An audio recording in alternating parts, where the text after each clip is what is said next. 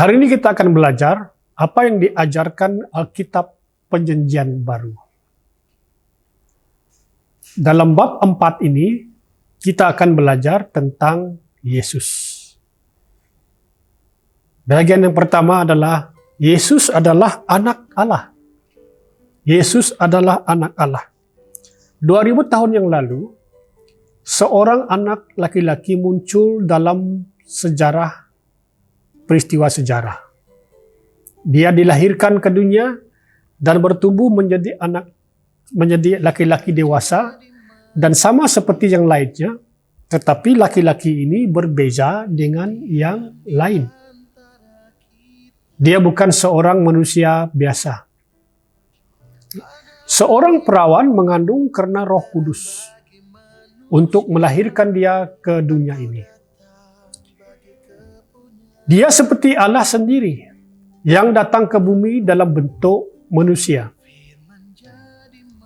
Dia adalah anak Allah. Yohanes pasal 1 ayat 1 dan 14 berkata, pada permulaan sudah wujud firman, dan firman itu bersama Allah, dan firman itu ialah Allah. Firman itu menjadi manusia dan hidup dalam kalangan kita. Kita telah melihat kemuliaannya sebagai anak tunggal yang datang daripada Bapa, penuh dengan kasih, karunia, dan kebenaran. Tujuan Yesus datang ke dunia. Yesus datang ke dalam dunia untuk suatu maksud khusus, untuk satu tujuan. Okay. Tujuan yang pertama Yesus datang ke dunia ini adalah untuk menyelamatkan manusia dari kuasa iblis. Dikatakan dalam Lukas pasal 19 ayat 10, anak manusia datang untuk mencari dan menyelamatkan orang yang hilang. Ini tujuan Yesus datang, untuk menyelamatkan manusia dari kuasa iblis. Dan tujuan yang kedua adalah untuk menyerahkan dirinya sebagai tebusan untuk menyelamatkan kita. Menyerahkan hidupnya sebagai tebusan untuk menyelamatkan kita. Matius pasal 20 ayat 28 berkata, demikian anak manusia datang bukan untuk dilayani, tetapi untuk melayani dan untuk menyerahkan nyawanya sebagai tebusan bagi ramai orang. Dan tujuan Yesus datang ke dunia ini yang ketiga adalah untuk menghancurkan pekerjaan iblis dalam kehidupan kita. 1 Yohanes pasal 3 ayat 8, orang yang terus berbuat dosa berasal daripada iblis. Karena dari mulanya lagi iblis telah berbuat dosa. Itulah sebabnya anak Allah datang untuk membinasakan pekerjaan iblis. Tujuan yang keempat Yesus datang adalah untuk memberikan hidup kekal kepada kita. Untuk memberikan hidup kekal kepada kita. 1 Yohanes pasal 5 ayat 1 berkata, kesaksian itu ialah Allah memberikan kita hidup yang kekal. Dan hidup ini ada di dalam anaknya. Sesiapa yang memperoleh anak itu, memperoleh hidup itu. Dan siapa yang tidak memperoleh anak Allah, tidak memperoleh hidup itu. Itu adalah tujuan Yesus datang untuk memberikan hidup kekal kepada kita. Tujuan yang kelima adalah untuk memberikan kelahiran baru ke dalam keluarga Allah kepada kita. Untuk memberi kelahiran baru ke dalam keluarga Allah kepada kita. Seperti mana Yohanes pasal 1 ayat 12 berkata, namun demikian dia telah memberikan hak menjadi anak Allah kepada mereka yang menerimanya dan percaya dalam namanya. Dan tujuan Yesus datang ke dunia yang terakhir adalah untuk memulihkan hubungan kita dengan Allah Bapa. Untuk pemulihan hubungan kita dengan Allah Bapa. 1 Yohanes pasal 1 ayat 3 berkata, kami memberitahu kamu apa yang telah kami lihat dan dengar, supaya kamu juga dapat bersaudara dengan kami. Sesungguhnya kami hidup dalam keakraban dengan Bapa dan anaknya Yesus Kristus. Okay. Nah, tujuan yang utama Yesus datang ke dunia ini adalah dia datang untuk menunjukkan seperti apakah Allah itu kepada kita. Yesus datang untuk menunjukkan kepada kita seperti apa Allah itu kepada kita. Mari kita merujuk kepada Yohanes pasal 14 ayat 7. Dengan mengenal aku, kamu mengenal Bapakku. Mulai sekarang kamu mengenalnya. Malah sudah pun melihatnya. Filipus berkata kepada Yesus, Tuhan, tunjukkanlah Bapa kepada kami, supaya puaslah hati kami. Yesus menjawab, sekian lama aku bersama kamu semua. Belum lagi kau kenal aku, Filipus. Siapa yang telah melihat aku, telah melihat Bapa.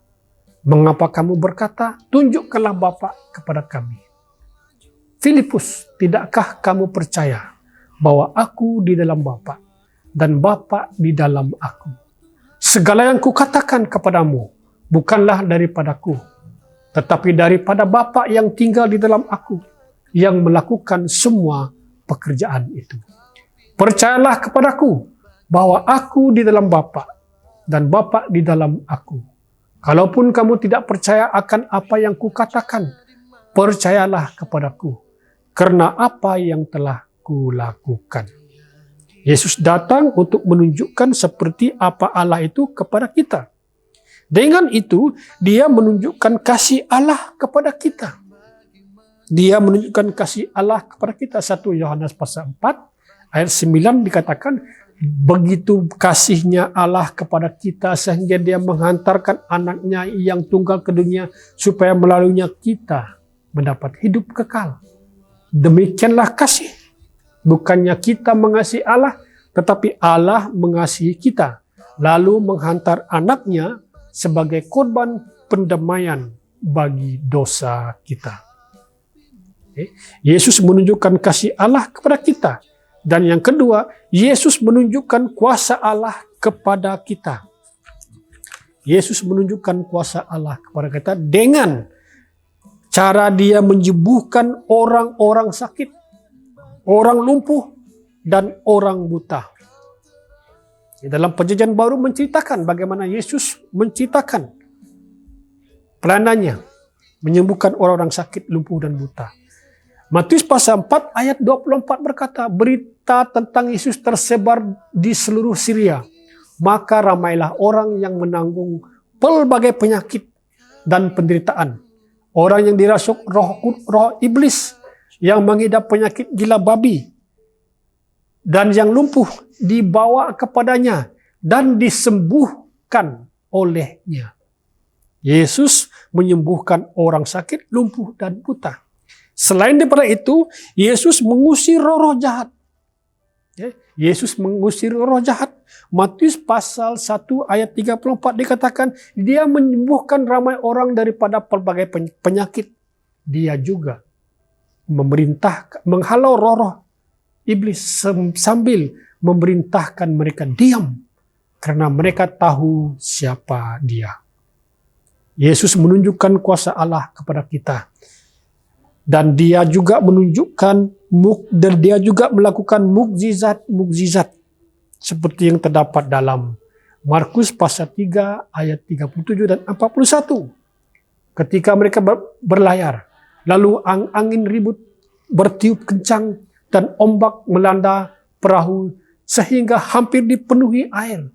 Ketika itu Yesus sedang tidur di buritan perahu, kepalanya beralaskan bantal.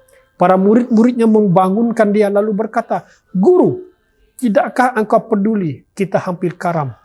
Yesus bangun lalu menegur angin dan berkata kepada ombak, diam, tenanglah.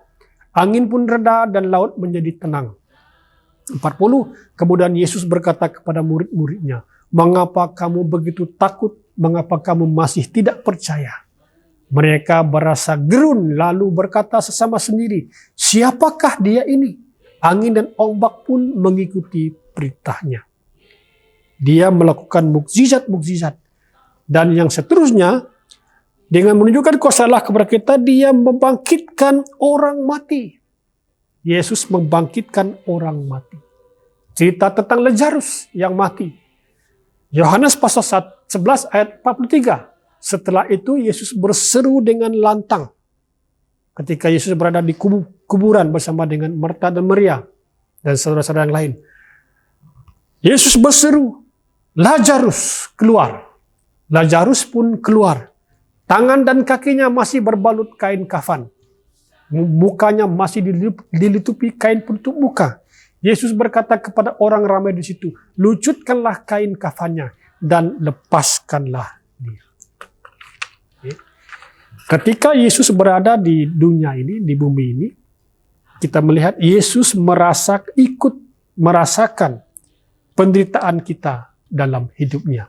Dia adalah Allah 100%. Dan dia juga manusia 100%. Dia tahu penderitaan kita, walaupun dia Allah. Selama hidupnya di bumi ini, Yesus mengalami semua kesengsaraan di hidup ini yang kita hadapi. Karena itu, dia sangat mengerti apa yang kita rasakan itu. Ibrani pasal 4 ayat 15 menceritakan, kita tidaklah mempunyai imam yang besar, yang tidak dapat merasakan kelemahan kita. Sebaliknya, dalam segala hal, dia telah menghadapi godaan seperti yang kita hadapi. Tetapi dia tidak melakukan dosa. Yesus merasakan penderitaan kita. Dan seterusnya, tidak hanya merasakan penderitaan kita sebagai manusia, dia mati di kayu salib untuk kita, untuk saya dan saudara-saudara. Yesus datang ke dunia ini untuk mati di kayu salib untuk kita. Orang-orang jahat telah membawa Tuhan Yesus dan menghukum dia dengan memakukannya pada sebuah kayu salib sebagai seorang pembunuh. Dia sebenarnya dapat menyelamatkan dirinya sendiri, tetapi dia tidak melakukannya.